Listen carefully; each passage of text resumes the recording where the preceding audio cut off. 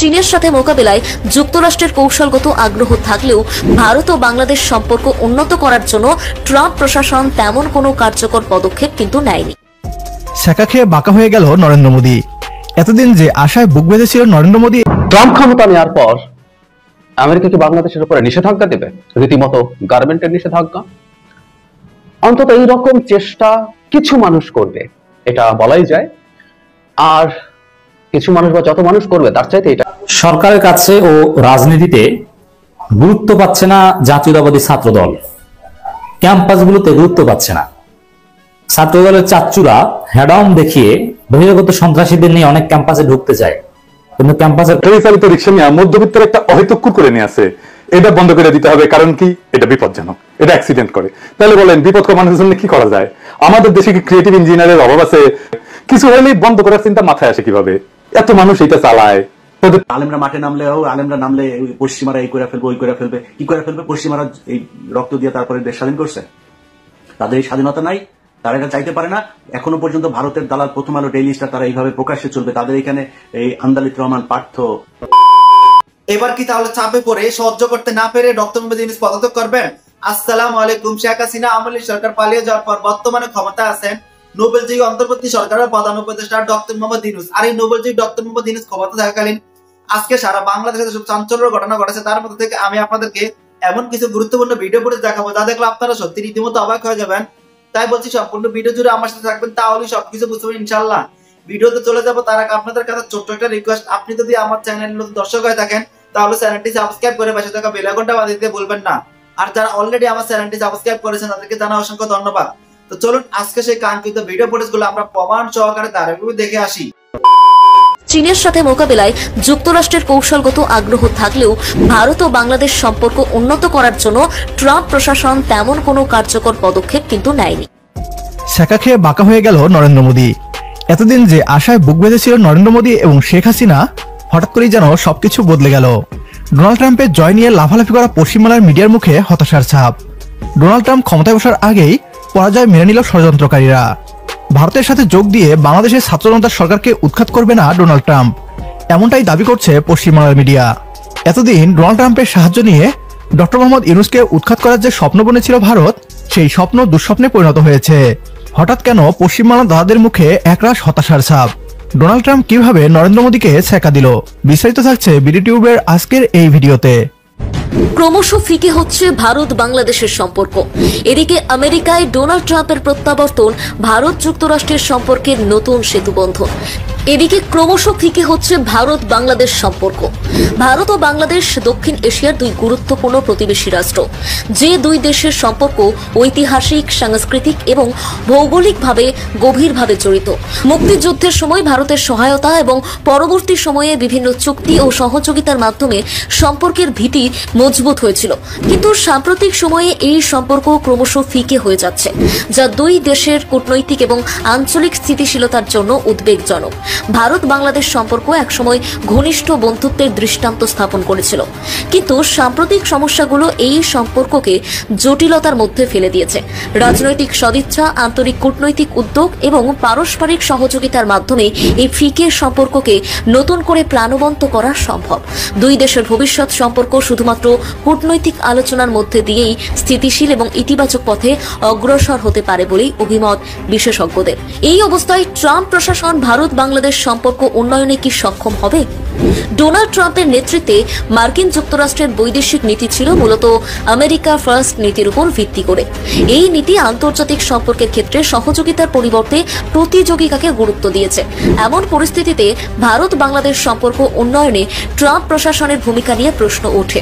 দক্ষিণ এশিয়ার চীনের সাথে মোকাবিলায় যুক্তরাষ্ট্রের কৌশলগত আগ্রহ থাকলেও ভারত ও বাংলাদেশ সম্পর্ক উন্নত করার জন্য ট্রাম্প প্রশাসন তেমন কোনো কার্যকর পদক্ষেপ কিন্তু নেয়নি। ভারতীয়দের ধারণা ছিল ছাত্র জনতার নতুন সরকার বিদেশি শক্তির উপর নির্ভরশীল হবে, আর এই সুযোগটাকে কাজে লাগিয়ে ডোনাল্ড ট্রাম্পকে ব্যবহার করে নতুন অন্তর্বর্তীকালীন সরকারকে চাপে রাখবে ভারত। তাদের ধারণাকে অতি অল্প সময়ে ভুল প্রমাণিত করেছে নোবেলজয়ী ডক্টর মোহাম্মদ ইউনূস। বাংলাদেশকে তিনি বিগত 4 মাসে শুধু শক্তিশালী অর্থনৈতিক ভিত্তিই দেননি, করেছেন নতুন সামরিক বাহিনীর শুভ সূচনা। পাকিস্তান হতে হাতিয়ার আমদানি থেকে শুরু করে নতুন নতুন সামরিক চুক্তি। এই সবকিছুই ইঙ্গিত করছে নতুন বাংলাদেশের আগ্রাসী মনোভাবকে। ডোনাল্ড ট্রাম্প চাইলেও ডক্টর মোহাম্মদ ইউনূসের একটা পশম বাঁকা করতে পারবে না, তা টের পেয়ে গিয়েছে ভারতীয়রা। এছাড়াও ডোনাল্ড ট্রাম্প নরেন্দ্র মোদীর সাথে বন্ধুত্ব রাখতে গিয়ে অন্য আরেকটি দেশের সাথে যুদ্ধ বাদিয়ে দিতে কখনোই ট্রাম্প ক্ষমতা নেওয়ার পর আমেরিকা কি বাংলাদেশের উপরে নিষেধাজ্ঞা দেবে, রীতিমতো গার্মেন্টের নিষেধাজ্ঞা? অন্তত এইরকম চেষ্টা কিছু মানুষ করবে, এটা বলাই যায়। আর কিছু মানুষ বা যত মানুষ করবে তার চাইতে এটাকে খুব বড় করে আমাদের সামনে প্রেজেন্ট করার চেষ্টা তো আছেই। আমি সেটা নিয়ে কথা বলতে চাই এবং এই কথাগুলোকে আমরা কিভাবে নেব, কতটুকু গুরুত্ব দেওয়া দরকার, সরকারের কি করা উচিত, কথা বলবো সেগুলো নিয়েও।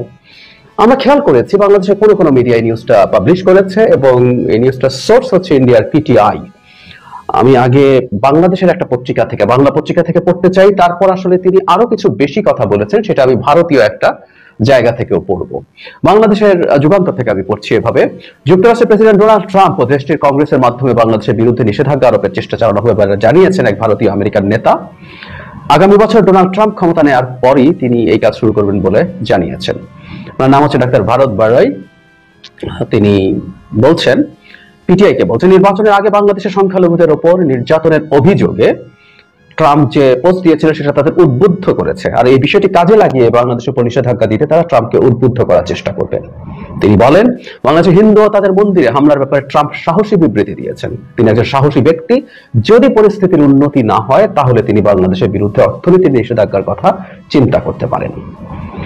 বাংলাদেশের উপর নিষেধাজ্ঞা দিতে ট্রাম্পের কাছে পৌঁছতে ভারতীয় মার্কিনীরা সক্রিয়ভাবে কাজ করবে বলেও জানিয়েছেন তিনি। বিশেষ করে বাংলাদেশের তৈরি পোশাক খাতের উপর নিষেধাজ্ঞা আরোপের চেষ্টা চালানো হবে বলে ইঙ্গিত দিয়েছেন এই ব্যক্তি। তিনি বলেন, যদি ওদের তৈরি পোশাক রপ্তানি বন্ধ হয়ে যায়, যা তাদের ব্যবসার 80%, তাহলে বাংলাদেশের মানুষ কি খাবে? আমাদের তৈরি পোশাক অবশ্য ইউরোপিয়ান ইউনিট হিসাবে ধরলে আমেরিকার চাইতে বেশি, এটা একটু তার জানা উচিত। যাই হোক, তার দাবি বাংলাদেশের ওপরে এ ধরনের চাপ হিন্দু সহ অন্য সংখ্যালঘুর উপরে চলা কথিত নির্যাতন বন্ধে সহায়ক হবে। তিনি আবার বলেন, পরিস্থিতির উন্নতি না হলে আমরা হিন্দু আমেরিকানরা বাংলাদেশের বিরুদ্ধে ব্যবস্থা নিতে কংগ্রেসের প্রতি আহ্বান জানাবো। এছাড়া বাংলাদেশের উপরে ভারতেরও নিষেধাজ্ঞা আরোপ করা উচিত বলে মনে করেন ইন্ডিয়ান আমেরিকান। তিনি বলেন, যদি তারা হিন্দু সংখ্যালঘু হয়রানি অব্যাহত রাখে, ভারতের তাদের উপরে নিষেধাজ্ঞা দেওয়া উচিত। এনডিটিভি, মানে যে খুব ছোট না, ভারতেরও অনেক নিউজ পেপার এটাকে পাবলিশ করেছে, পিটিআই যেহেতু নিউজ করেছে এই সংস্থা থেকে নিয়ে, এনডিটিভি এই কথাগুলোই বলেছে। কিন্তু এখানে তারা মানে আরো কিছু বেশি আছে বাংলাদেশের পত্রিকা যেটা উল্লেখ করেনি। এখানে খুব ইন্টারেস্টিংলি বলছেন যে বাংলাদেশের মানুষজন অনেকেই নাকি কথা বলছেন যে এই সরকারটা মানে একটা ইলেক্টেড গভর্নমেন্ট, মানে হাসিনা সরকার ইলেক্টেড ছিলেন, তাকে অভদ্র করেছে এবং বলছেন অনেক মুসলিমও মনে করেন যে ডেমোক্র্যাটস এইটাকে ইঞ্জিনিয়ার করেছে, মানে এই মুভমেন্টটা, এই শেখ হাসিনাকে পতনের যে ঘটনাটা ঘটেছে, এটা ইঞ্জিনিয়ার, এটা ম্যানুফ্যাকচার, এটা প্ল্যান্ড, এটা করেছে ডেমোক্র্যাটরা এবং এই কুটা করেছে। এবং এর সাথে আরো কান্ট্রি আছে, পাকিস্তান এটার সাথে আছে, এই হচ্ছে তাদের বক্তব্য। এছাড়া জর্জ সরোস এবং Peter ওমিডিয়ার suggesting they were part of a broader agenda to undermine Narendra Modi's leadership and promote Rahul Gandhi. আমরা জানি জর্জ সরোসের আলাপটা এসছে, যারা দীর্ঘদিন নরেন্দ্র মোদী সরোসকে বা বিজেপি সরোসকে গালিগালাজ করেছে, কারণ তিনি বিভিন্ন দেশে সরোসের প্রতিষ্ঠান ডেমোক্রেসিকে প্রমোট করার চেষ্টা করে, এখানে তাকেও নিয়ে আসার চেষ্টা করা হয়েছে। এগেইন ট্রাম্প যখন দিল্লিতে এসেছিল 3.5 years ago, সেখানেও রায়ট ইঞ্জিনিয়ার করা হয়েছে বলে বলা হচ্ছে। আমাদের মনে থাকার কথা, ওই সময় সিটিজেনশিপ অ্যামেন্ডমেন্ট অ্যাক্টকে ভিত্তি করে হিন্দু মুসলমান রায়ট হয়েছিল, সেগুলো বলছেন ইত্যাদি, এবং আলট্রা লেফটরা সমস্যা করছে এসব বলছেন। আচ্ছা, এই ভদ্রলোক কোন পর্যায়ের নেতা আমি আসলে খুঁজে পাইনি। মানে পিটিআই একটা নিউজ সার্ভ করছে, এনডিটিভি যদিও তার আগের রেসপেক্ট রাখে না। আমরা জানি যে এনডিটিভি এখন আদানি গ্রুপ টেক ওভার করেছে অলমোস্ট জোর করে, নানান রকম ফন্দি পিকিট করে, যেটাও অলমোস্ট একটা গদি মিডিয়া এখন। তো তার বক্তব্য, তারপরও আমরা এভাবে বলবো যে এটা এখন একটা গুরুত্বপূর্ণ মেইন স্ট্রিম মিডিয়া, তারাও এই ভারত বাড়াইকে সেটা খুব বেশি জানানোর প্রয়োজন মনে করেন। একজন কমিউনিটি লিডার বলা হচ্ছে, ইন্ডিয়ান আমেরিকান, এটাকে পিটিআই নিউজ করছে, সবাই এনডিটিভি সহ আরো বেশ কিছু, আমি এনডিটিভি বেছে নিলাম, আরো অনেকে করেছে। তাহলে আমরা কি বুঝতে পারি? প্রথম কথাটা হচ্ছে, এটা কি একেবারে তুচ্ছ, এটাকে কি ছেড়ে দিতে হবে? আমরা মনে করি না। ভারতের ইন্ডিয়ান আমেরিকানদের একটা বড় অংশ যারা বিজেপি, আসলে মূলত তারা আমেরিকান কিন্তু তারা বিজেপি। আমাদের মনে থাকার কথা, মোদী যখন আমেরিকাতে গিয়েছিলেন, তিনি ওখানকার প্রচুর ইন্ডিয়ান আমেরিকানদের অকল্পনীয় রকম আতিথেয়তা পেয়েছেন, তাকে নিয়ে উচ্ছ্বসিত ছিল লোকজন। সো তারা জাতিতে আমেরিকান, কিন্তু তাদের মধ্যকার ওই সত্তাটা আছে। এবং হিন্দুত্ববাদী, আমরা একটা কথা প্রায় বলার চেষ্টা করছি যে হিন্দু ধর্ম আর হিন্দুত্ববাদ একই না, সবাই জানি।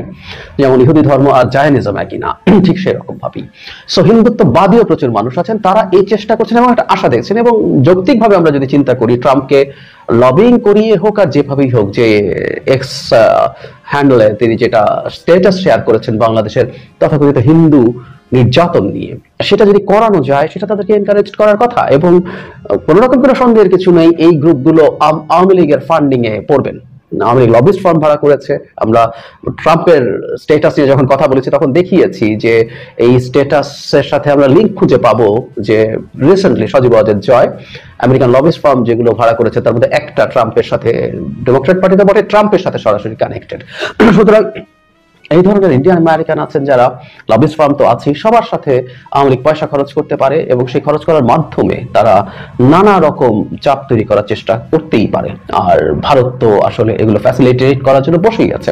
কারণ আমরা এখন পর্যন্ত ভারত বাংলাদেশ সরকারের সাথে লিস্ট একটা ওয়ার্কিং রিলেশনশিপ চালাতে যায় সেটাও দেখিনি আমরা। তারা রীতিমতো নিজের নাক কেটে যাত্রা ভঙ্গ করা বলতে বাংলা যে প্রবচন আছে সেটাও করছে। আমাদের ভিসা বন্ধ করে রেখে তাদের ব্যবসা বাণিজ্যের ক্ষতিও হচ্ছে।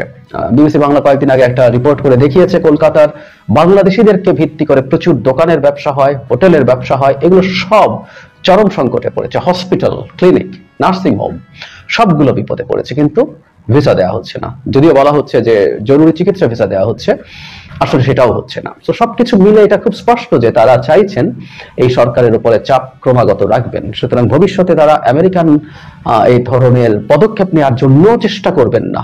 ভারত অন্তত তার ওই লোকজনকে সেসব করতে বলবে না, এটা বলা যায় না। খুবই সম্ভাবনা আছে তারা সেটা করবেন। এবং আমি বারবার তুলসী গাবার্ডের কথা বলছি, যেখানে ইন্টেলিজেন্স চিফ হচ্ছেন একজন হিন্দুত্ববাদী। তিনি হিন্দু নন, তিনি আসলে হিন্দুত্ববাদী এবং তার আচরণ দেখলে মনে হয় তিনি বিজেপি সদস্য।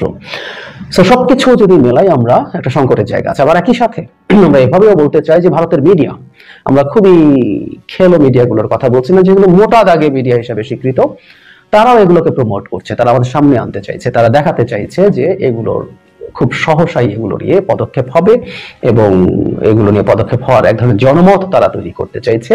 এবং বহুবার বলেছি যে বিশেষ করে বিজেপির যে রাজনীতি, বিজেপির রাজনীতির সাথে এটা খুবই জড়িত যে তারা প্রটেক্টর অফ হিন্দুজ, মানে এই হচ্ছে তার ন্যারেটিভ। আমি বহুবার বলেছি যে পুতিনের মতো, পুতিন যেমন মনে করেন, মানে এগুলো তো আসলে মনে করেন না, এগুলো তার ইন্টারেস্ট বা পারপাস সার্ভ করার জন্য তিনি এগুলো বলেন যে উনি হচ্ছেন রাশিয়ান ভাষাভাষীর সেভিয়ার।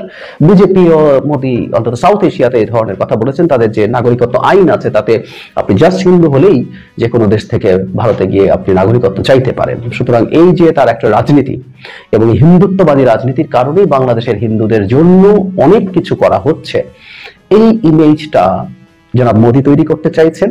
এবং মিডিয়াগুলো, তার সাপোর্টেড যে মিডিয়াগুলো আছে, তাকে সাপোর্ট করে যে মিডিয়াগুলো, তারা সবাই এই ন্যারেটিভটাই আমাদের সামনে জোরে সরে আনছেন। না হয় এই ভারত বারের মতো একজনকে আমি অন্য জায়গায় খোঁজ করার চেষ্টা করেছি, উনি খুব সিগনিফিক্যান্ট কেউ তা না, কিন্তু পিটিআই এটাকে, যেটা একটা রেসপেক্টেড নিউজ এজেন্সি, তারা এটাকে নিউজ করছে। তারা আবার অন্যান্য গুরুত্বপূর্ণ মিডিয়া এটাকে ভিত্তি করে নিউজ করছে। আমাদের দেশে এটা নিয়ে আসা ঠিকই আছে।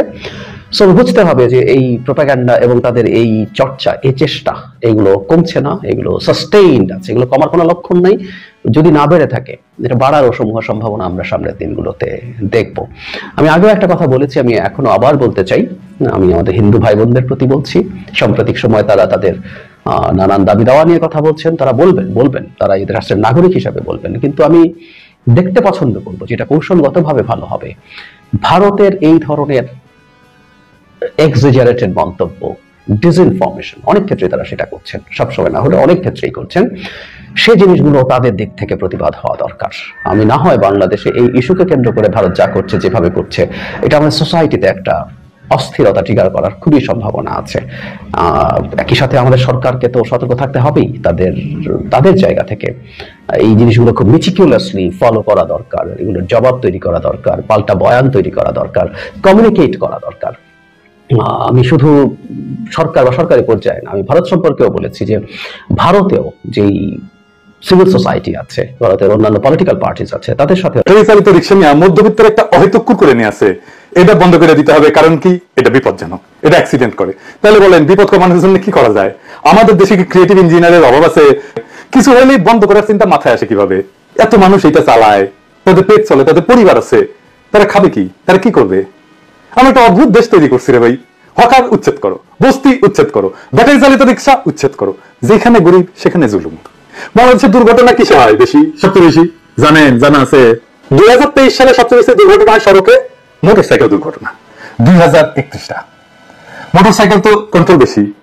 আপনারা যারা বলেন যে ব্যাটারি চালিত রিক্সা কন্ট্রোল কম, মোটরসাইকেলে কন্ট্রোল বেশি, ওখানে অ্যাক্সিডেন্ট হয়। তাহলে সবচেয়ে বেশি অ্যাক্সিডেন্ট হয় কেন মোটরসাইকেলে? অ্যাক্সিডেন্ট করে এটা যদি যুক্তি হয় তাহলে তো মোটরসাইকেল আগে তুলে দেওয়া উচিত, ঠিক কিনা বলেন? সেটার দিকে নজর দিই। কিছু হলে বন্ধ, তুলে দাও, এটা ঠিক না, এটা করবেন না। একটা কথা সবাইকে বলি, উপদেশ হিসাবে নেন, পরামর্শ হিসাবে নেন, যে হিসাবে নেন না কেন, একটা জিনিস মেনে চললে আপনার ভুল কম হবে। দেখেন, আপনার চাইতে যে দুর্বল তার উপরে কখনো চড়াও হবেন না। আপনার শিক্ষা আছে, স্বাস্থ্য আছে, টাকা পয়সা আছে, এই সব কিছুই আপনার নিজের কারিশমায় আসে নাই। আপনি ভাগ্যবান, কারণ আপনারে সৃষ্টিকর্তা সেই শক্তি আপনারে দিচ্ছেন। আপনি মনে করবেন দরিদ্ররা অলওয়েজ রাইট, দরিদ্র যা বলবে, যা চাইবে, যেভাবে চাইবে সেটার পক্ষে আমি থাকি। আমাকে আমার এই পজিশন থেকে কেউ সরাইতে পারবে না। আমরা কি আসলে জানি বাংলাদেশের দরিদ্র মানুষেরা আসলে কিভাবে থাকে, কি খায়, তাদের জীবন কেমন? আসেন একটু শুনি। বেশি খেতে গেলে পড়াতেও পারি না বাচ্চা কাচ্চাকে, ওই কম বেশ করে 1 কেজি আধা কেজি আলু আনিয়ে মার ভাত করে আলু চোখা করে ওইটাই আমাদের পেট চলে যাচ্ছে। 3 বেলা খাওয়া হয় না, 3 বেলাতে 1 বেলা আটা খাওয়া লাগে, 1 বেলা চাল ভাজে খেতে লাগে, 1 বেলা ভাত খাওয়া লাগে। ব্যাটারি চালিত রিক্সাকে নিরাপদ করার ব্যবস্থা না হোক, কিন্তু ব্যাটারি চালিত রিক্সা নিষিদ্ধ করা যাবে না, পিরিয়ড। বিপ্লবকে কিভাবে আমরা সারা দুনিয়াতে ছড়াই দিতে পারবো, বাংলাদেশকে কিভাবে রিব্র্যান্ডিং করতে পারবো, এই বিপ্লবের ওসিলায় প্রত্যেক বছর ওই বিপ্লবের সময়টায় একটা কালেকটিভ স্মরণ হবে জাতীয়ভাবে বিপ্লবের ওই রক্ত ঝরা সময়ের। এই প্র্যাকটিস যদি জারি রাখতে পারি তাহলে আজ থেকে কয়েক যুগ পরেও এই বিপ্লবের রক্তদানের ইতিহাস জানবে আমাদের ভবিষ্যৎ প্রজন্ম। শুধু ভবিষ্যৎ প্রজন্ম না, সারা দুনিয়া জানবে কেন এই রক্তটা আমরা পাইতেছি। সারা দুনিয়ায় নানা লেখা হবে, নানা জার্নালে আর্টিকেল ছাপা হবে, বাংলাদেশ কি একটা অসম্ভব কাজ করে ফেলছে। যেই কাজ বিশ্ব স্বাস্থ্য সংস্থা সারা দুনিয়া করতে পারে নাই, আমরা সেটা সম্ভব করে দিচ্ছি 1 বছরের মধ্যে। কাজটা স্বাস্থ্য মন্ত্রণালয়ের, কিন্তু বিপ্লবকে স্বাস্থ্য মন্ত্রণালয় তার রেগুলার কাজের সাথে একটা ক্রিয়েটিভ ইনপুট দিয়া একটা বৈশ্বিক সমস্যার সমাধান করে ফেলতে পারবে। সারা দুনিয়াতে বাংলাদেশের পজিটিভ ব্র্যান্ডিং করতে পারবেন স্বাস্থ্য ক্ষেত্রে। শুধু স্বাস্থ্য ক্ষেত্রে না, সারা দুনিয়ায় ছড়ায় যাবে। এটা পত্রিকা ফিচার লেখা হবে, সারা দুনিয়ার একটা বড় সমস্যার সমাধান করে দিতে পারলে সেটা নিয়ে পত্রিকায়, সারা দুনিয়ার আন্তর্জাতিক পত্রিকায় ফিচার লেখা হবে। সব মন্ত্রণালয় এরকম ক্রিয়েটিভ কাজ করা যায়। এই কাজটা যত ক্রিয়েটিভই হোক না কেন, এটা স্বাস্থ্য মন্ত্রণালয় করবে? আমার অনুমান করবে না, 2টা কারণে। যে কোনো ক্রিয়েটিভ পরিকল্পনা তাকেই করতে হয় যে মন্ত্রণালয়কে লিড করে। স্বপ্ন দেখতে হয় লিডারকে, প্যাশন নিয়ে তার ড্রিমকে রিয়ালাইজ করতে হয় তাকেই, লিডারকে। করতে পারলে এই পরিকল্পনা বাস্তবায়ন করলে ভালো, আমি তো খুশি, আপনারাও খুশি। না করলে অসুবিধা নাই, আমার ক্ষুদ্র ভ্রাতা আর ভগিনীরা দেখলো, ওইটাই আমার লাভ। তারা শিখলো আউট অফ দ্য বক্স চিন্তা কইরা কিভাবে দারুণ সব পরিকল্পনা করা যায়। আমার ক্ষুদ্র ভ্রাতার ভগিনীদের মধ্যে কেউ কেউ যখন ভবিষ্যৎ বাংলাদেশের কান্ডারি হবে, সেই দিন তারা হয়তো আমার এই আজকের এপিসোডের কথা স্মরণ কইরা দারুণ দারুণ সব পরিকল্পনা করবে। সেদিন হয়তো আমি থাকবো না, কিন্তু ওই পরিকল্পনার মধ্যেই থাকবে আমার আজকের চিন্তা। ওইটাই আমার অমরত্ব, ওইটাই আমার কালেকটিভ মেমোরিতে বেঁচে থাকা। আমার আজকের ভিডিও আজকের স্বাস্থ্য মন্ত্রণালয়ের জন্য না, আসলে আজকের ভিডিওটা আজকের সেই তরুণদের জন্য যাদের। তো সম্মানিত দর্শক, আশা করছি আপনারা এই সম্পূর্ণ ভিডিও পড়েটা মনোযোগ সহকারে দেখেছেন। শেখ হাসিনা সরকার পালিয়ে যাওয়ার পর নোবেলজি অন্তর্বর্তী সরকারের প্রধান উপদেষ্টা নোবেলজি ডক্টর মোহাম্মদ ইউনূস ক্ষমতা থাকাকালীন আজকে সারা বাংলাদেশে যে চাঞ্চল্যের ঘটনা ঘটেছে, তার মধ্যে থেকে আমি আপনাদেরকে যেসব বাছাই করা একটি ভিডিও ফুটেজ দেখিয়েছি তাও বুঝতে পেরেছেন। এই বিষয়ে একটি আপনাদের ইম্পর্টেন্ট গুরুত্বপূর্ণ মতামত অবশ্যই কমেন্ট করবেন। চলুন আমরা এরই ধারাবাহিকতায় কয়েকটি ভিডিও ফুটেজ প্রমাণ সহকারে দেখে আসি। সরকারের কাছে ও রাজনীতিতে গুরুত্ব পাচ্ছে না জাতীয়তাবাদী ছাত্রদল, ক্যাম্পাসগুলোতে গুরুত্ব পাচ্ছে না। ছাত্রদলের চাচ্চুরা হেডাউন দেখিয়ে বহিরাগত সন্ত্রাসীদের নিয়ে অনেক ক্যাম্পাসে ঢুকতে চায়, কিন্তু ক্যাম্পাসের প্রধান ফটকে তালা লাগিয়ে দেওয়া হয়। ছাত্রদল নিজেরাই অভিযোগ করছে তাদেরকে কেউ গোনে না, ভ্যালু দেয় না। শিক্ষার্থীদের তো গুনবেই না, কারণ তারা শিক্ষার্থী নয়। বিশ্ববিদ্যালয় ক্যাম্পাস, সরকারের কাছে কিংবা রাজনীতিতে ছাত্রদল গুরুত্ব পাচ্ছে না। অন দি আদার হ্যান্ড, হঠাৎ করে আমরা দেখতে পাচ্ছি শিবিরের রাজনৈতিক গুরুত্ব অনন্য উচ্চতায়। যেমন আপনি দেখবেন যে বিভিন্ন সিভিল সোসাইটি আউটফিট বা বিভিন্ন এনজিও বিভিন্ন আলোচনা সভার আয়োজন করে, বিভিন্ন প্রোগ্রামের আয়োজন করে, সেখানে ছাত্রদলের কোনো গুরুত্বপূর্ণ কাউকে দেখা যায় না, অনেক জায়গায় দাওয়াতই পায় না, কিন্তু শিবিরের প্রতিনিধিকে ঠিকই দাওয়াত দেওয়া হয়। দেশি বিদেশি বিভিন্ন সংস্থার অর্থায়নে এরকম নানান প্রোগ্রামে আমি দেখেছি। একটা সহজ উদাহরণ বুঝুন যে ছাত্রদল কোথায় নেমেছে, কতটা ভ্যালুলেস হয়েছে। আমি যে কথাটা বরাবরই বলি যে ঢাকা বিশ্ববিদ্যালয়ে তারা পাখির খাঁচা তৈরি করে, এটা তো আছেই। রাজনীতি গুরুত্ব না পেলেই তখন পাখির খাঁচা তৈরি করে, মানে তাদের রাজনীতি নেই। এরপরে জাহাঙ্গীরনগর বিশ্ববিদ্যালয়ে যে ঘটনাটা ঘটেছিল, একটা আলোচনা সভা যেখানে শিবিরের উপস্থিতিকে কেন্দ্র করে হট্টগোল করে বিশৃঙ্খলা সৃষ্টি করেছে ছাত্রদল এবং বাম সংগঠনের সন্ত্রাসীরা, গাঁজাখোররা। তো সেখানে ছাত্রদলের প্রতিনিধি হিসেবে কে ছিল? ছাত্রদল কর্মী। ছাত্রদল কোথায় নেমেছে দেখেন, ছাত্রদলে কর্মী বলতে আসলে কোনো পদ নেই, মানে সমর্থক। সে নেতা পেলে সে ছাত্রদল নেতা। কিন্তু বিভিন্ন বিশ্ববিদ্যালয় বিভিন্ন জায়গায় ছাত্রদলের কোনো নেতা নেই। যারা কমিটিতে আছে তারা অনেক আগে 10-15 বছর আগে ছাত্রত্ব শেষ করেছে। যার ফলে বিশ্ববিদ্যালয় কর্তৃপক্ষ বা কোনো প্রতিষ্ঠান যদি কোনো আলোচনা সভার আয়োজন করে তখন তাদের কর্মীকে পাঠাতে হয়, কোনো নেতা যেতে পারে না। জাহাঙ্গীরনগর বিশ্ববিদ্যালয়ে কোনো নেতা নেই ছাত্রদলের যিনি কোনো আলোচনা সভায় অংশগ্রহণ করতে পারেন, এই কারণে কর্মীকে পাঠায়। এই কর্মীকে কিন্তু ছাত্রদলের গঠনতন্ত্র যে কোনো সময় অস্বীকার করা যায়, তিনি ছাত্রদলের কেউ নন, অথচ তাকে প্রতিনিধিত্ব করে পাঠায়। পরিচয় কি? ছাত্রদল কর্মী। কেন? ছাত্রদল নেতারা কোথায়? নেতা নেই, এখন কর্মীকে প্রতিনিধিত্ব করতে পাঠাতে হয়। কেন? ভ্যালুলেস। ছাত্রদল গুরুত্ব হারাচ্ছে, বুঝতে পারছেন তো? ছাত্রদলে ছাত্র নেই বলে ছাত্রদলের এই অবস্থা। দেখেন একটা মজার বিষয়ে ছাত্রদলের সেক্রেটারি সামনে এনেছেন। ছাত্রদলের শহীদ নেতাকর্মীদের অবদানের কথা স্বীকার করছে না সরকার। ছাত্রদল সেক্রেটারি নাসিরউদ্দিন নাসিরের কথা বলেছেন। আচ্ছা, খুবই জরুরি আলাপ। এটা যদি হয়ে থাকে আমরা নিন্দা জানাই। বিশেষ করে ওয়াসিমের কথা বলছে।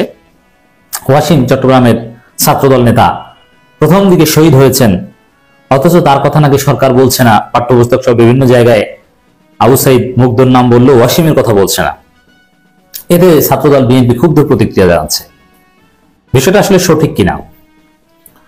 বিষয়টা একটা দিক হচ্ছে ছাত্রদলকে কেউ ভ্যালু দিচ্ছে না। আচ্ছা দেখেন, ওয়াসিম কি ছাত্রদলের কর্মসূচিতে গিয়ে শহীদ হয়েছে না বৈষম্যবিরোধী ছাত্র আন্দোলনের কর্মসূচিতে গিয়ে? ছাত্রদলের কর্মসূচিতে যে শহীদ হয়নি, যে সময় ওয়াসিম শহীদ হয়েছে ওই সময় ছাত্রদলের কোনো কর্মসূচি ছিল না। অতএব ওয়াসিম কি ছাত্রদলের কোনো নেতা? তিনি ছাত্রদল করতেন, ছাত্রদলের প্রোগ্রামে যেতেন, ইটস ট্রু, কিন্তু কোনো পদ ছিল না। আর বৈষম্যবিরোধী ছাত্র আন্দোলন এমন একটা সংগঠন যেখানে বিভিন্ন মতাদর্শের লোক এসেছে, এমনকি ছাত্রলীগ ছেড়ে অনেকে এসেছে। সার্জিস ওরা তো ছাত্রলীগের সাথে সম্পৃক্ত ছিল, ওরা নেতৃত্ব দিয়েছে না ছাত্রলীগ ছেড়ে। এখন ওয়াসিম শহীদ হয়েছে, এটাকে ওইভাবে ছাত্রদল ওহন করতে পারে না। ওয়াসিম জাস্ট ছাত্রদলের পক্ষে ফেসবুক পোস্ট দিত এবং প্রোগ্রামে যেত, এর বাইরে কিছু না। এই ওয়াসিমকে কি ছাত্রদল পোস্ট দিত? যদি আন্দোলন সবল না হতো তাহলে কি বলতো?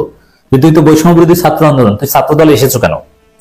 এটা বলতো। ছাত্রদলকে ছাত্রদল ওয়াসিমকে যতটা ওহন করে ততটা বাস্তবে নয়। এখন তারা ক্রেডিট নেওয়ার চেষ্টা করে, কিন্তু বাস্তবে আন্দোলন সফল না হলে এই ওয়াসিমকে ছাত্রদল নিজেরা অস্বীকার করত। অতএব নিজেদের চরিত্রে সমস্যা থাকলে সরকারের চরিত্র নিয়ে প্রশ্ন দেওয়া যায় না। এক।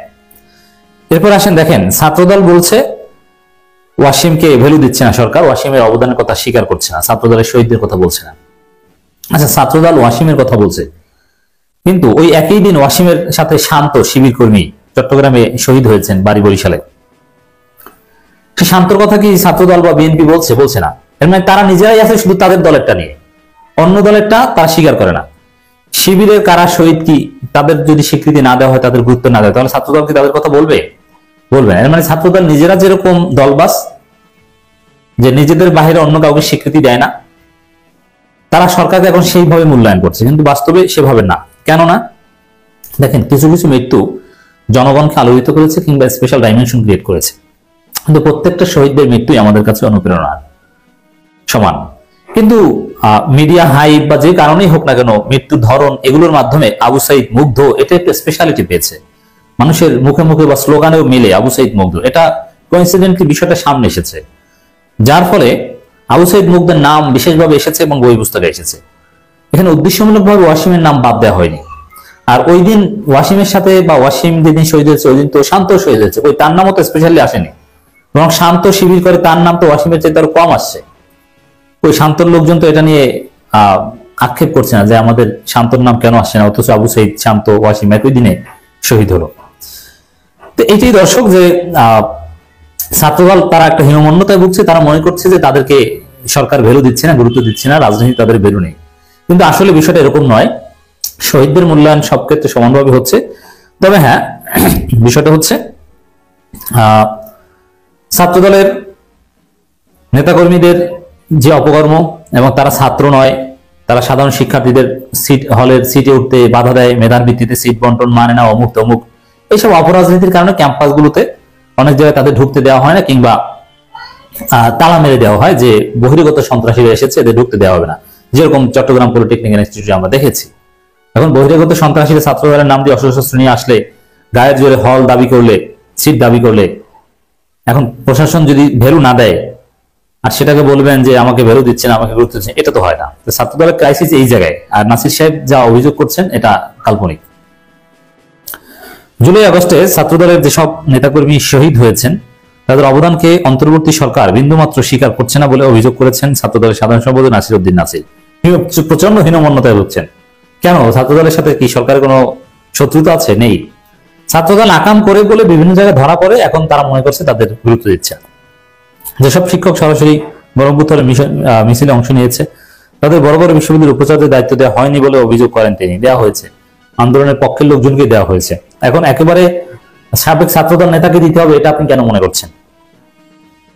নাসিরউদ্দিন নাসির বলেন, জুলাই আগস্টে যে 2000-এর বেশি ছাত্র জনতা গুলিবিদ্ধ হয়ে শহীদ হয়েছেন তাদের মধ্যে শহীদ মুগ্ধ, শহীদ ওয়াসিম এবং শহীদ সাইদকে আইকনিক শহীদ হিসেবে এদেশের ছাত্র জনতা মনে রাখছেন। কিন্তু আমরা দেখছি এই সরকার পাঠ্যপুস্তক শহীদ ওয়াসিমের নামটি বাদ দিয়ে শহীদ সাইদ ও মুগ্ধের নামটি অন্তর্ভুক্ত করেছে। অথচ ওই দিন শহীদ শান্তর বিষয়টা ছিল কই? শান্তর নামটা তো শিবির হওয়ার কারণে নাসির এখানেই উচ্চারণ করলেন না। তেমন নিজেদেরই তো সমস্যা, অন্যটা আপনি স্বীকৃতি দেবেন না, আপনার স্বীকৃতি চাইবেন। আর আসলে সরকার স্বীকৃতি দিচ্ছে, বিষয়টা তো আমি ব্যাখ্যা করেছি আগে। ওয়াসিমের নামটি বাদ দেওয়ার কারণ হচ্ছে তিনি ছাত্রদলের একজন কর্মী। ছাত্রদলের কর্মী, এটা ছাত্রদল স্বীকার করতো না। যাই হোক দর্শক, আসলে বাস্তবতা এটা না। এটা বললাম যে এটা আইকনিক ভাবে বা কোইন্সিডেন্টলি হয়ে গেছে আবু সাইদ মুগ্ধের নামটা বিশেষভাবে। আর শুধু ছাত্র দরকার, শিবিরের শান্তর নামটা তো ওইভাবে আসেনি। আর এরা দুই গ্রুপে মারামারি করে ব্যানারে নাম থাকা না থাকা নিয়ে সংঘাত সংঘর্ষ, এখন পর্যন্ত 12 জনকে হত্যা করেছে ছাত্রদল তাদের প্রতিপক্ষকে, তাদের দলের লোকজনকে। স্বাভাবিকভাবে আইনের শাসন থাকলে তারা তো কিছুটা বেকায়দায় পড়বে, আর সেটাকে যদি বলে রাজনৈতিক গুরুত্ব না দেয়, দুঃখজনক। আচ্ছা, আবু সাইদের জন্য কিংবা ওয়াসিমের জন্য ছাত্রদল কি করেছে? শিবির তো তাদের নিজেদের লোকজনেরটা এখানে আলাদাভাবে তালিকা না দিলেও স্পেশালি স্মরণ করে বা গুরুত্ব দেয়। তারা তো কান্নাকাটি করে না। শিবির সব জায়গায় গুরুত্ব পাচ্ছে, পজিটিভ পলিটিক্স করছে। কিন্তু আপনারা কি করছেন? আপনাদের ইতিবাচক রাজনীতি দেখি চট্টগ্রাম পলিটেকনিক ইনস্টিটিউটে হামলা ছাড়া আপনাদের আর কাজটা কি? কোনো কাজ তো আমরা দেখি না, ভালো কোনো কাজ দেখি না। আর পাখির বাসা তৈরি করা। প্রকৃত ছাত্রদের নিয়ে ছাত্রদলের কমিটি গঠন ছাড়া ছাত্রদল কোথাও গুরুত্ব পাবে না। অতএব দর্শক, পরিশেষে যেটা বলতে চাই, ছাত্রদল যে অভিযোগ করছে তাদের শহীদদেরকে সরকার গুরুত্ব দিচ্ছে না, বিরোধ দিচ্ছে না, এটা একেবারেই ঠিক নয়। এখানে আবার তাদের অতি প্রত্যাশা, শহীদ হয়েছে 2000, আর ছাত্রদল কর্মী কি ছিল তারটা আলাদাভাবে দিতে হবে, এত আবদারই বা কেন? অন্য কেউ তো বলছে না 2000 শহীদ সবাই সমানভাবে তো আসবে না, আর সবার নাম মানুষের মুখে মুখে থাকবে না। আলেমরা মাঠে নামলেও, আলেমরা নামলে পশ্চিমারা এই করে ফেলবে, ওই করে ফেলবে। কি করে ফেলবে? পশ্চিমারা এই রক্ত দিয়ে তারপরে দেশ স্বাধীন করছে। তাদের এই স্বাধীনতা নাই, তারা এটা চাইতে পারে না। এখনো পর্যন্ত ভারতের দালাল প্রথম আলো ডেইলি স্টার তারা এইভাবে প্রকাশ্যে চলবে। তাদের এখানে এই আন্দালিত রহমান, পার্থ, রুমিন ফারানা, মঈন খান, নুরুল হক, রাশেদ খান, এরা গিয়েছে। সব কটাকে মনে রাখা হবে, বলে রাখলাম। ভালো, আপনাদের সাথে এর মধ্যে অনেকের সাথে আমার খুব ভালো সম্পর্ক ছিল, সব কাটাও। একটাকেও ছাড়া হবে না। যখন যেটাকে সুযোগ পাবো একদম ভরে দেওয়া হবে। কে কোনটার দখলে নেবেন, কে কোনটা কার কথায় চলবে, সেটা দায়িত্ব নিবে এই দেশের মানুষ, যারা কিনা রক্ত দিয়েছে। এখানে এই কোন ফারুকি টারুকি এইসব চুচিলরা এখানে জীবনে কোনোদিন বাংলাদেশের মানুষের পাশে এসে দাঁড়ায় নাই। ওদের কথা এই দেশ চলবে না। সো আপনাকে জোর করে দখল করতে হবে। এই দেশটা আসলে আসিফ নজরুল আর ফারুকিরা যেভাবে চালাচ্ছে, এইভাবে চালানোর জন্য স্বাধীন হয় নাই। এই জন্য মানুষ রক্ত দেয় নাই। মানুষ যে কারণে রক্ত দিয়েছিল সেটার ব্যাপারে মোটামুটি এখন পর্যন্ত যে এই সরকার কিছু করবে না এবং তারা যে তার উল্টো দিকে যাচ্ছে, সেটা মানে আমি বলবো যে শতভাগ কনফার্ম হয়ে গেছে। যেই কারণে বর্তমান যে সরকার, সেই সরকারের যে মনোভাব, সেটা মোটামুটি আমার মনে হয় প্রকাশ পেয়েছে। বিশেষ করে ধরেন সবশেষ যেই ঘটনাগুলো ঘটছে, ডক্টর মোহাম্মদ ইউনূসকে সামনে রেখে ভারত, প্রথম আলো, আসিফ নজরুলদেরকে দিয়ে যেই তাদের পরিকল্পনা বাস্তবায়ন করছে, সেটার সবচাইতে বড় প্রমাণ হচ্ছে এই ফারুকির যেই নিয়োগ দেয়া, এবং সেটাকে কেন্দ্র করে সারা দেশে, বাংলাদেশের যত মানুষ এই বিপ্লবের সাথে ছিল, এমনকি আসিফ, নাহিদ সার্জিস, তারপরে হাসনাত সহ যত সমন্বয়ক যারা এই যুদ্ধের সামনে থেকে ছিল, সবাই এটার ব্যাপারে একমত ছিল যে ফারুকীকে রাখা যাবে না। কিন্তু একটু চিন্তা করেন যে এই যে ফারুকীকে রাখা হলো সবার মতামত উপেক্ষা করে, কেন, কার জন্য? কারণ আসিফ নজরুলের কথা আপনি চিন্তা করেন। আসিফ নজরুল গেল 4 মাস 6 মাস আগেও যদি নাকি তার ফেসবুকের প্রতিটা পোস্ট কি সুন্দর জনগণের পক্ষে কথা বলতো, তাই না? এখন সরাসরি তিনি 180 ডিগ্রি ঘুরে গিয়ে তারপরে জনগণের বিরুদ্ধে চলে গেলেন। নিশ্চয়ই এটার পেছনে কোনো একটা কারণ আছে। তো আমি একটা বিষয় নিয়ে কাজ করছি, সেই বিষয়টা নিয়ে কাজ করতে আমার আসলে অনেক গোয়েন্দা কর্মকর্তা, সেনাবাহিনীর অফিসার, সিভিল অনেকের সাথে কথা বলতে হচ্ছে। তবে যাকে আটক করা হচ্ছে সে চোখ একদম পুলিশের চোখের দিকে চোখ রেখে তারপরে বলে দিচ্ছে ভয় দেখায় লাভ নাই, গুলি করছে, বুক পেতে দিচ্ছে যে আরো গুলি করো। এই আন্দোলনের ভেতরে বাংলাদেশের প্রতিটি মানুষ, সবার এখানে অবদান আছে। অতএব এককভাবে কৃতিত্ব নেওয়ার কিছু নাই, সবাই এখানে ভূমিকা রেখেছে। একমাত্র এই ভারতীয় দালাল আর ওই যে শ্রী কামার কুমার যারা আছে তারা বাদে সবাই এখানে আপনার অবদান ছিল। এই বিপ্লবের পরে যেভাবে গা ছাড়া দিয়ে তারপরে সবাই মনে করলেন যে বিজয় হয়ে গিয়েছে, ঘরে চলে গেলেন, এইটা হচ্ছে আমাদের সমস্যার সবচেয়ে বড় ভুল ছিল এই জায়গাটা। অতএব এইটা ঠিক করতে হবে। ছাত্ররা আছেন তাদেরকে আমি বলবো, এই যে গত যেই রদবদল হলো সেখানে মাহফুজ আলমকে আপনার প্রধান উপদেষ্টা বিশেষ সহকারী থেকে সরায় উপদেষ্টা বানায় দেওয়া হলো। নাহিদ ইসলাম, তারপরে আসিফ, তাদেরকেও এখান থেকে সরানোর জন্য নানান ধরনের পায়তারা করা হচ্ছে।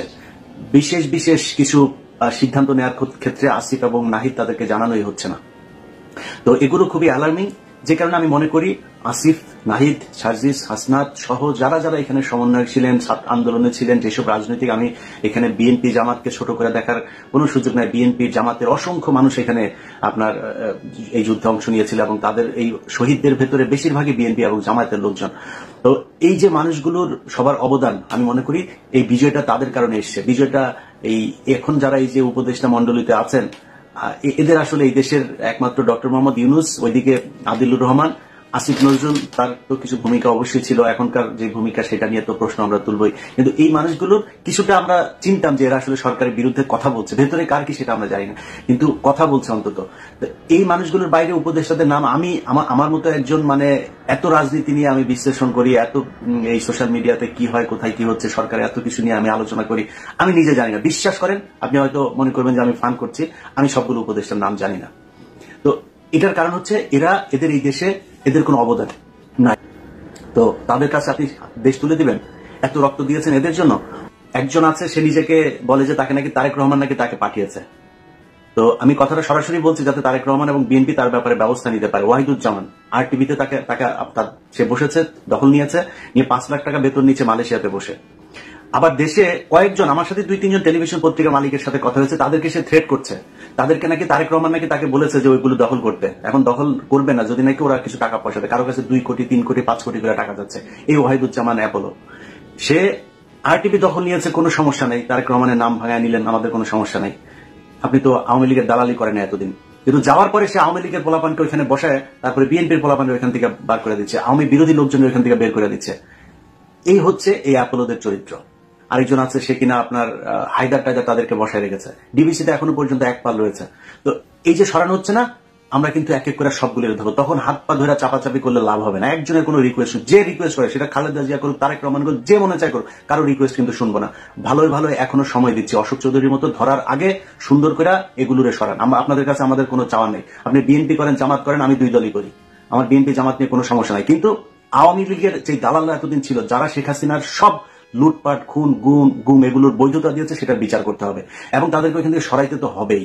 প্রথম আলো এখন পর্যন্ত গত সপ্তাহে নিউজ করেছে, বগুড়াতে একটা ছেলেকে পাঞ্জাবি পরায়া, টুপি পরায়া, তারপরে র্যাবের সাথে আয়না মিডিয়ার সামনে ট্রায়াল দেওয়া হলো। কি, সে তার মাকে খুন করেছে, খুন করে তারপরে ফ্রিজের ভেতরে ঢুকে প্রথম আলো শুরু করলো, প্রতিটা টেলিভিশন পত্রিকা নিউজ করেছে। মাদ্রাসার স্টুডেন্ট, প্রতিটা বলা ভুল হবে, মানে কয়েকটা বাদে বেশিরভাগ মাদ্রাসার শিক্ষার্থী মাকে 500 টাকার জন্য খুন করে ফেলেছেন, খুন করে ফ্রিজের ভেতরে। কি ভয়ঙ্কর মাদ্রাসার শিক্ষার্থী, বুঝতে পারছেন? তার 2 দিন পরে দেখলাম ভাড়াটিয়া খুন করেছে, তার মাকে খুন করেছে। এই খবরটা সত্য না, তাহলে এই খবরটা ছড়ালো কে? এগুলি হচ্ছে প্রথম আলোর সূক্ষ্ম কারচুপি। তারা প্রথমে করে, গোয়েন্দা সংস্থার তাদের লোকজন আছে না, সেগুলো দিয়ে করায়। মিডিয়াতে তাদের একটা চক্র আছে, এরা মিলে এটাই করে। প্রথম আলোর প্রতিটা নিউজকে এই ধরনের কাউন্টার দেওয়া হবে। বাধ্য হয়েছেন না ওইটা বলতে? কেন করেছে জানেন? এইখানে লোক পাঠিয়েছিলাম বগুড়াতে, ওই ছেলের বাসায়। তো আমার ধারণা যে এটা তাদের তো গোয়েন্দা সংস্থা প্রথমে একটা নাটক সাজাতে গেলে ওইখানে কয়েকদিন পাহারায় থাকে, সেই পরিবারের আশপাশের লোকজনের কিছু বক্তব্য নেওয়ার পরে এই গোয়েন্দা সংস্থা এই নাটকটা আস্তে করে ঘুরে ফেললো, বলে যে না ওর মাকে খুন করেনি, কারণ বের হয়ে যায়। অতএব প্রথম আলো যতগুলো এইভাবে নাটক সাজাইতে যাবেন সব কটার কাউন্টার দেওয়া হবে। এই আগের মতো টঙ্গিবাদ এইসব বলে নাটক সাজায় মানুষকে হত্যা করবেন, বাংলাদেশের মানুষের বিরুদ্ধে যায় কাজ করবেন, এটা করতে দেওয়া হবে না। যাই হোক, আমি আমার কাজ করছি ভাই, আমার জীবন যতদিন থাকবে ততদিন আমি আমার কাজ করে যাব। আপনাদের কাছে অনুরোধ ভাই, এই দেশের এই বাংলাদেশ আমার কিছু দেখ, বাংলাদেশের কাছ থেকে আমি বিশাল কিছু চাই, আমার কোনো পদ দেন, কিচ্ছু চাই না ভাই, এই দেশটা ভালো থাকুক। কিন্তু সমস্যাটা কোথায় জানেন, মানে প্রতিটা মানুষের ভেতরে দেখলাম। তো সম্মানিত দর্শক শ্রোতা, আশা করছি আপনারা সম্পূর্ণ ভিডিও ফুটেজটা মনোযোগ সহকারে দেখেছেন। আওয়ামী লীগ সরকার শেখ হাসিনা পালিয়ে যাওয়ার পর বর্তমানে ক্ষমতা আছেন নোবেলজয়ী অন্তর্বর্তী সরকারের প্রধান উপদেষ্টা নোবেলজয়ী ডক্টর মোহাম্মদ ইউনূস। আর এই নোবেলজয়ী ডক্টর মোহাম্মদ ইউনূস ক্ষমতা থাকাকালীন আজকে সারা বাংলাদেশে যেসব চাঞ্চল্যকর ঘটনা ঘটেছে তার মধ্যে থেকে আমি আপনাদেরকে যে কয়েকটি বাছাই করা ভিডিও ফুটেজ দেখেছি তাও বুঝতে পেরেছেন। এই বিষয়ে আপনাদের গুরুত্বপূর্ণ মতামত অবশ্যই কমেন্ট করবেন। আজ এ পর্যন্তই, দেখা হচ্ছে অন্য একটি ভিডিওতে। সে ভালো থাকবেন, সুস্থ থাকবেন, আল্লাহ হাফেজ।